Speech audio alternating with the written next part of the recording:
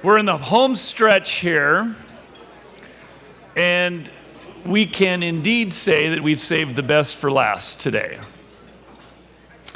The Montana Chamber of Commerce has been really blessed with an unprecedented relationship with Montana's governor.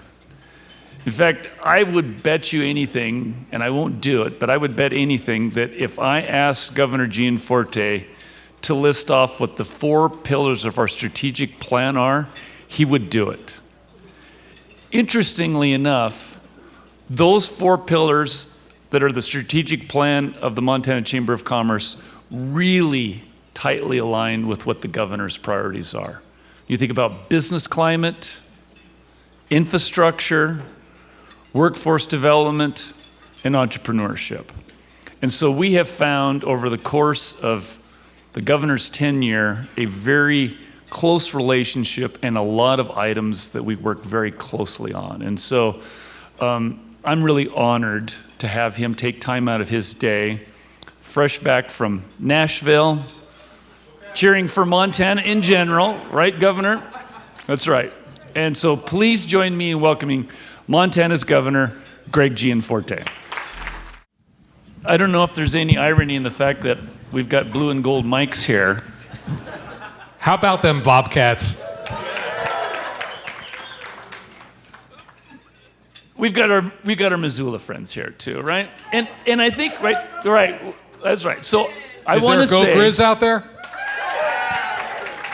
So I want to say too, and Governor, you saw this. This wasn't some of the things that we discussed, but the importance of this national championship and Montana on this national stage, whether it would have been the University of Montana or Montana State University, is really significant for Montana, isn't it? Oh, it's a big deal. And I actually, when I was down in Nashville, I had a chance to meet with Charlie Baker, who's now the head of the NCAA, and said, Charlie, you screwed up, because it should have been the Grizzlies and the Bobcats here at the final. That would have been the contest. That would have been the contest. That truly would have been the Super Brawl. Yeah, that would have been the Super Bowl. Well, thanks again for joining us and taking time. And, you know, I hate to even point this out. It's the obvious, but 2027 is going to be your last legislative session. And you have 3 incredibly successful legislative sessions under your belt.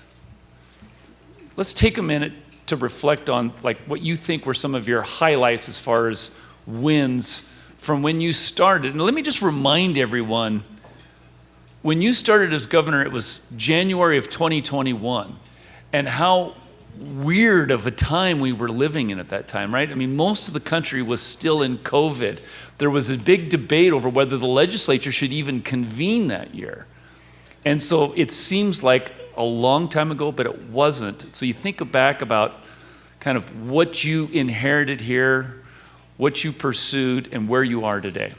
Yeah, so Todd, thank you for the partnership with the Chamber, and to all of you. I mean, government's job, honestly, is to get out of the way and let our entrepreneurs create opportunity for Montanans, and you've done that. You're right. 2021, when I came into office, we were under a mask mandate. We were under vaccine mandates. The state was suing small businesses because they wouldn't enforce these centrally orchestrated mandates.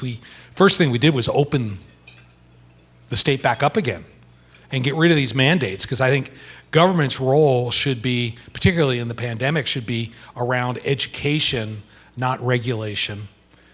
Individual Montanans are smart enough to make the appropriate decisions for themselves. So that was job one. We got that done by early spring.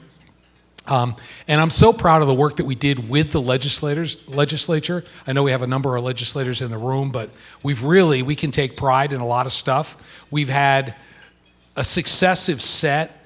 I think you know a lot better how to spend the money that you earn. That's why we've worked so hard to lower taxes. When I came in, our state income tax rate was one of the highest. It was the highest in the region at 6.9%. We've made significant progress on bringing that down. It was done, just to use a football analogy, with 3 to 5 yard plays. We started at 6.9. In 2021, we lowered it. In 2023, we lowered it. In 2025, we lowered it, such that most Montanans today pay 4.7% income tax rate, down from 6.9. And even now, the highest, and we went from 7 tax brackets to 2, dramatically simplifying the tax code. The highest rate now in the state, which will take effect next year because it had to be phased in, is 5.4. So again, nearly a full 2 percentage point reduction in income taxes. I put that as number one. I know you've had some discussions here about property taxes. I will tell you we've made good progress in this last session. 80% of Montanans saw a significant reduction in property taxes on their primary home. Another 10% saw flat taxes. So 90% of Montanans saw a reduction or no change in their property taxes. Through good conservative budgeting, we've restricted the growth in state spending. This last session, we kept state budget growth to less than 1% per year, well below inflation. And that, by doing that session after session, working with the legislature, we had surpluses. And we use those surpluses the way a Montana family would. You know, you get a little extra money, you replace the water heater, you fix the roof, you put a little money away, and that's what we've done. We've now, initially when we had a big surplus, we gave every Montana family a check for almost $4,000 as a rebate. We did additional rebates this last session. We then, when we're done, we will have rebuilt our prison system in the state. We hadn't built a new jail cell in 50 years. We've been investing in behavioral health. We've rebuilt the Capitol complex almost entirely. None of those buildings have been touched in decades. They're going to be completely rebuilt. We still had money left over, so we paid off all the state debt. Montana is completely debt-free. Now, I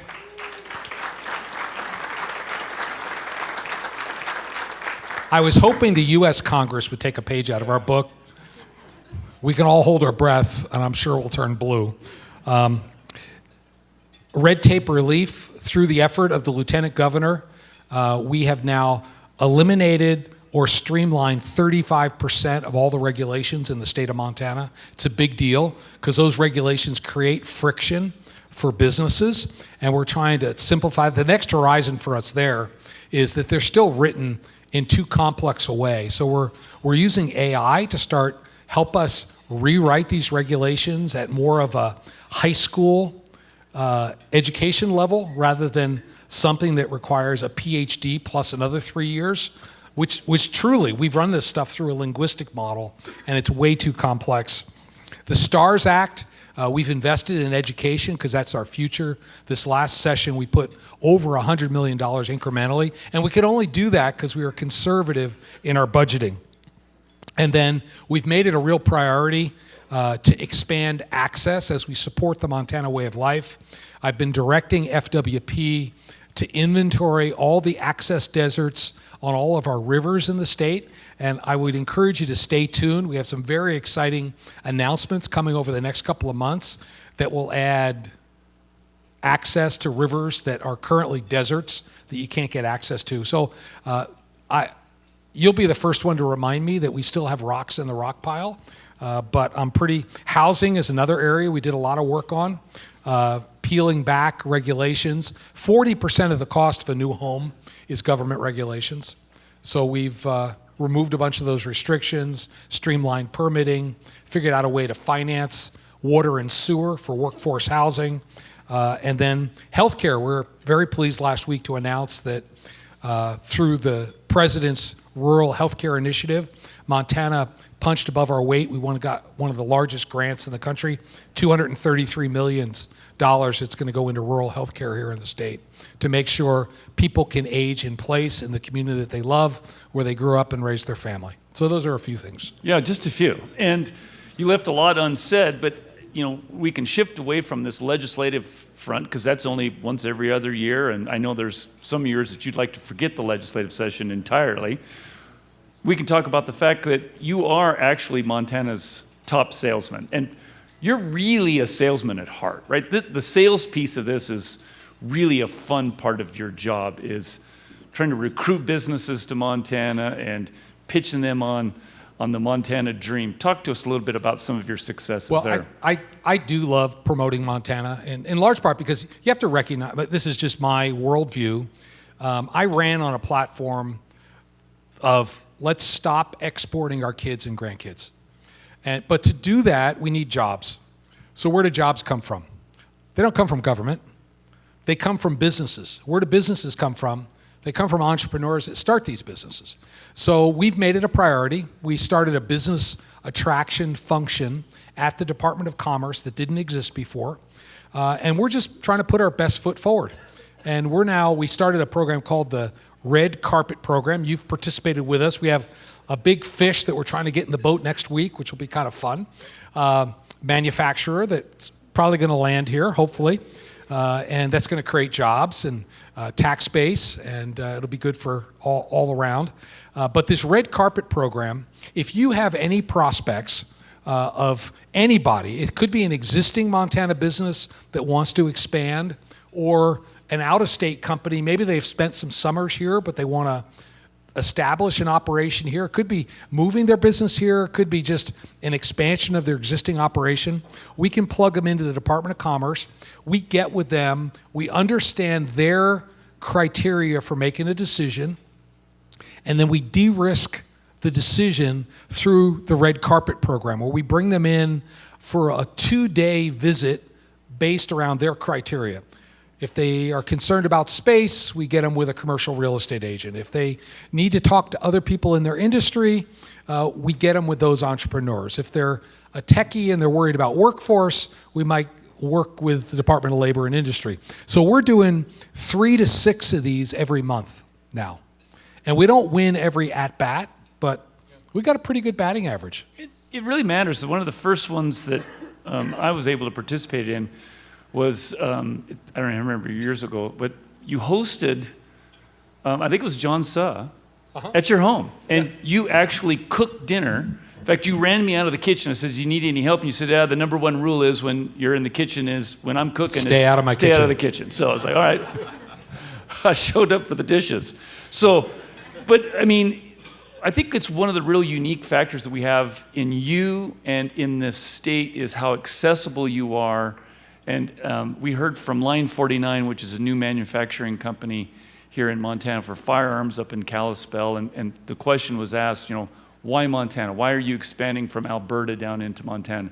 And it was like from the governor all the way to the citizens. And Todd's been such a good partner in this. We had one call with a nationally known firearms company, which I'm not going to mention their name.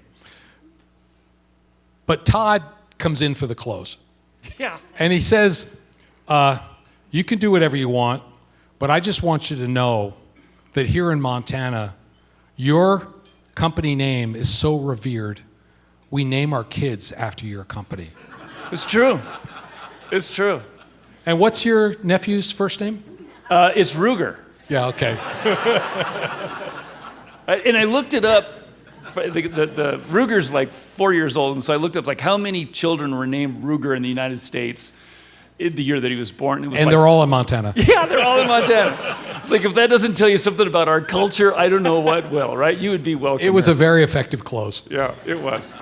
So you've done a great job of this, and I think it is one of the things that does set us apart. I don't know any other states that do this, and you're doing it for large sort of companies and small companies, and like you said, we get some successes. And here's the reason it really matters is jobs are how we keep our kids and grandkids here. But it's not just about the larger communities. And it's about bringing vitality back to rural Montana. That's why this rural healthcare grant is so important. And the macroeconomics, let's face it, I mean, we're an agricultural state, which is fantastic. This defines our culture in these rural communities. It defines our work ethic. It defines our way of life. But the reality is our tractors keep getting bigger. Our farmers keep getting more efficient, which means, and there's no more land coming into agriculture. So because of this automation, we need less and less labor to work the same amount of production ground. If we don't do something different, our smallest communities are going to get smaller and smaller until some of them are not going to exist anymore. The only path out of that is not to make agriculture less efficient. It's to help define value-added opportunities for agriculture so we can capture more of the value and diversify the economy. And I have a vision that through our red carpet programs, that if we could get a 10 to 50 person advanced manufacturing firm in every small community in Montana to complement our agricultural base, that would allow more people to stay home and other people to come home. So can you help us do that? Let's identify these companies. And if you're running businesses, we've made it a rule here starting in 2026. Every time we do a red carpet program, we typically take these firms to a number of communities around the state, and then we let them make the decision. We're going to put a rural community on every visit list and at least let them consider it. Ultimately, it's their decision. But as you go back home, if you're in a smaller community, help us inventory the assets that might appeal to these businesses, and then we'll bring the prospects by and you can sell them. And you're doing this already to some extent. Vaucalm in Lewistown is a perfect example, right? I mean, here's a company that is a sophisticated manufacturing sort of company, brought them to Montana. You rolled out the red carpet. I think they were here for a week. They started in Bozeman, ended up in, I think, Kalispell, went through Lewistown on the way, and ultimately they landed in Lewistown. Yeah, Lewistown looked like the town they're in Germany. Yeah, it did. And it's very family-oriented. They're going to hire 500 people. It's their first facility in North America. And it was really kind of funny. We were at the Yogo Inn in Lewistown, and we're announcing this event. Some of you may have been there, but Jens Bergner, who is a second or third generation owner of this advanced manufacturing business, he comes in with a three-piece suit and a tie on in Lewistown. The place is standing room only. Carhartts. And he speaks with a very thick German accent. And the whole town is trying to decide if they like this guy or not. Yeah. And he starts to lose the audience. Some of these people fought in World War II. And they're remembering this. And Jens is a very smart guy, engineer, good guy. And he puts his hands together and he says, he looks around, reading the audience, realizing he was losing them. And he knew he had to take a tack, and he goes, "And you will speak German." And he had him from then. You know, they all came over to his side. It was great. That's a great story. Well, energy is one of these issues, too, that's coming up, right? You've done a great job on the promoting Montana. Energy is one of those issues that, presents, I think, in Montana, both an opportunity and a threat. We've seen this landscape change. I believe that energy is going to be a part of the Chamber's strategic plan as we go forward. Our strategic plan ends at the end of this year. And this energy issue is something that didn't come up in 2016. It's coming up by business leaders all over the state, across every sector. You recognize the importance of energy. In fact, you hosted an economic summit in Bozeman in October where we focused just on energy. Give us some of your thoughts as you see energy and Montana's role in that future. Well, it is critical. Energy is in a sense, the fuel that drives the economy. And without it, we can't expand. Just the short list of businesses at Commerce that we're trying to attract, just for perspective, the state consumes about 2 gigawatts of power today. Just the short list of companies that we're recruiting, it's another 1.1 gigawatts. It's over a 50% increase. And, so we've been pursuing this all of the above energy. We don't want to pick winners and losers. We want the economics to drive it.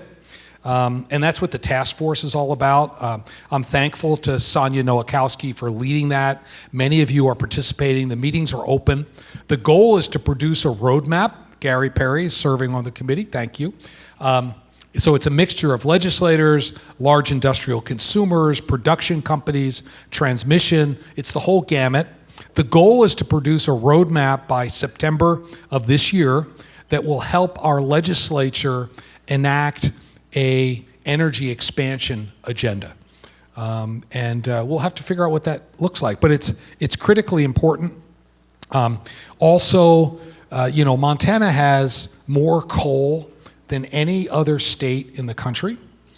We have 40% of North America's coal reserves.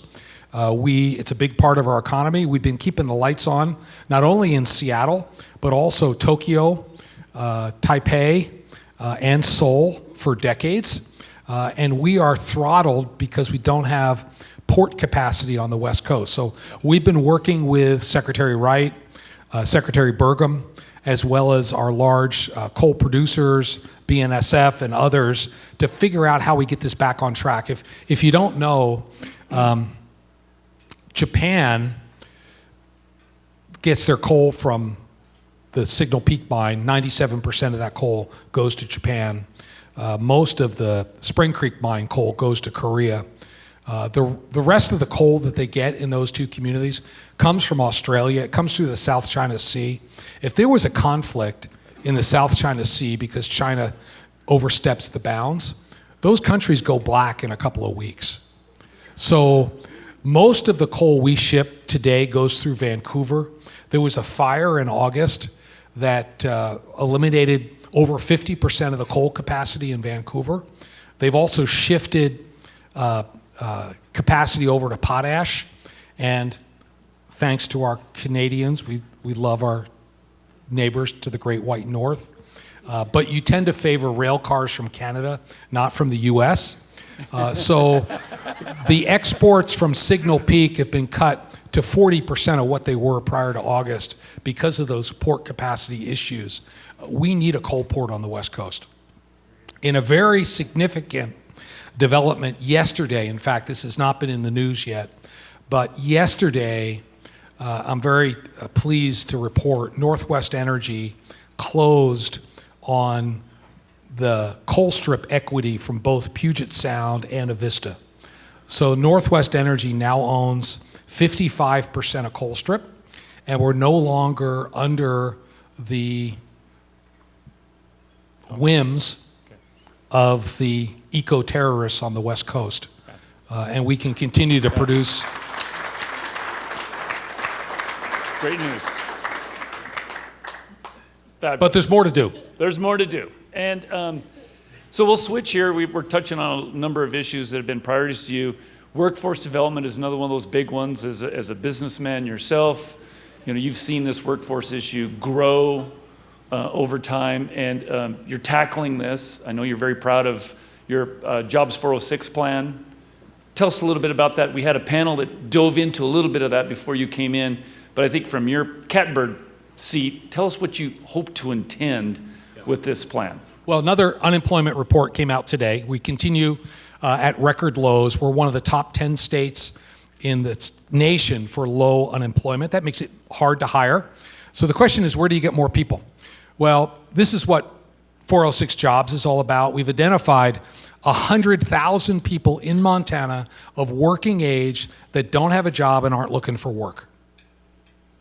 And we've done Sarah Swanson's done a terrific job at at Department of Labor and Industry looking at this. We figured out there are some subpopulations within that 100,000 that are, for whatever reason, are underrepresented in the job market. They are inmates returning to their community. They are veterans coming home from war. They are people with disabilities. There are Native Americans in there. And what 406 Jobs is all about is matching 6 high-demand industries with these underemployed populations, and then using our various workforce training programs to build bridges between those two. And I'm excited. Our labor participation rate in Montana is not as high as we'd like it to be. It's 64 or so percent. We think using 406 Jobs, we can drive that higher. And the reason that's important is it's the path to self-sufficiency and prosperity for these individuals. Since I've come into office, participation in our social welfare programs, depending on the program, has decreased somewhere between 30 and 40% on each of those programs, whether it's SNAP or Medicaid or these things. And that's because wages are increasing, but we've got to help these underemployed populations, and that's good for business, because it expands your workforce. It's also good for these individuals. So that's what 406 Jobs is all about. Well, thank you for taking the leadership on that. And as we look ahead into 2027, it's a year from now, you'll be at the very front end of your last legislative session. And there are certain things that you can do. Jobs 406 is one example that you can do without the legislature. There are other things that for you to be able to wrap up your tenure as governor that you're going to need to get through the legislative session. What's left in the unfinished department for you for your last session? Well, as I said, there's still rocks in the rock pile. We still have the highest income tax rate in the Rocky Mountain region. We have some neighbors that have zero. This is the biggest determinant in people choosing Montana as their residence. It's the biggest component in people keeping more of what they own. And for the fierce conservatives, which I include myself in, it's the best way to limit government growth is to shut off the spigot. So we've done a lot to bring the rate down, almost 2 full percentage points.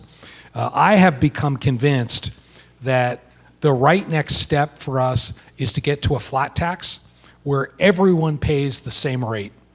Right now, the first $100,000 of income or so is taxed at 4.7%, and then it bumps to 5.4%. As an initiative in 2027, I'd like to see that 5.4 rate brought to 4.7. The reason a flat tax is important is once you get there, it's really hard to ever increase the rate because it impacts everybody. As long as you have multiple tax brackets, you can always divide and conquer and figure out a way to increase people's taxes. So that'd be number one. There's more to do on red tape relief. And if you have ideas, we'd love to hear them. The lieutenant governor's heading that up. We've got to make energy more affordable. We can't grow our economy without energy. So I'm looking forward to this roadmap. I'm going to get back in September. Boosting our workforce. The 406 Jobs is central to that. You may have other ideas. This is why we've worked so hard to try and make it easier for you all to get into our high schools and middle schools, to expose students to alternative jobs. I mean, a four-year education is not the only option. And we need carpenters and plumbers and electricians and welders, and it makes for better rounded people. Education freedom is important. We need to give parents more choice in how they educate their kids. I've become convinced, who's read Jonathan Haidt's book on social media? Yeah, a number of people. If you haven't, I would encourage you to do it. We need to protect young people online. We had a couple of bills that did not get over the finish line last session. I'd like to see them brought back. We've been starting to, it's a problem. We've seen an increase in suicidal ideation and addiction, and it correlates with social media use. Let's just call a spade a spade. Jonathan Haidt, he's a self-avowed atheist leftist, but I agree with him on this thing. And we need to put some protections in place to protect our kids. And then finally, judicial reform. Yeah. And I think we agree on that. People should know who they're voting for. We tried last session, but we still need to get that done. So that's my wish list. And since you mentioned judicial reform, yeah, we had the Chief Justice here today. And there's been a movement in the court already. Chief Justice Swanson has been a real breath of fresh air into the system there. And we're going to have a big election coming up again next year. Not asking you to weigh in on these races at all, but just talk about the importance of Montana Supreme Court races to the business community. Well, we pass pro-business, pro-family legislation, and then the Supreme Court throws it out. And they have the awful distinction of being overturned by the U.S. Supreme Court more than any other court in the country. We should not stand for this. And we don't want activist judges on the right or the left. We want judges that are just going to make decisions based on the law. That's not what we have in Montana today. So, but I will also say these justices are nonpartisan in name only. And because they're down ballot, people don't know who they're voting for. I think we had a bill last session that would make it optional to put an R or a D after your name. I was fully supportive of that. We didn't quite get it done in the legislature. I think we should. Let's have transparency in our judicial elections so people know who they're voting for. Montanans deserve to know where someone stands, and it's pretty clear. Texas has done this. A number of other states have done this.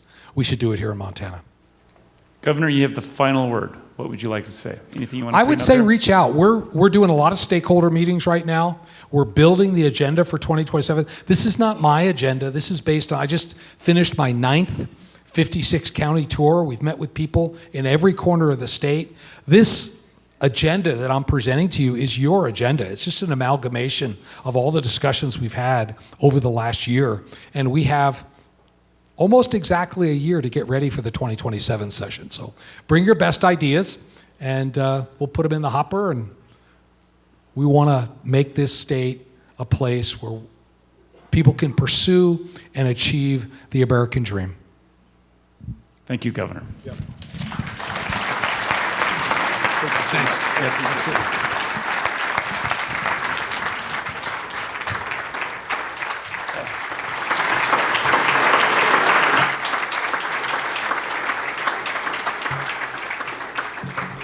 Well, that is a wrap. And so a couple quick housekeeping pieces. As you leave, if you'd leave your lanyards out here on the front table, that'd be great. We can reuse those. You're not going to have any use for them until next year.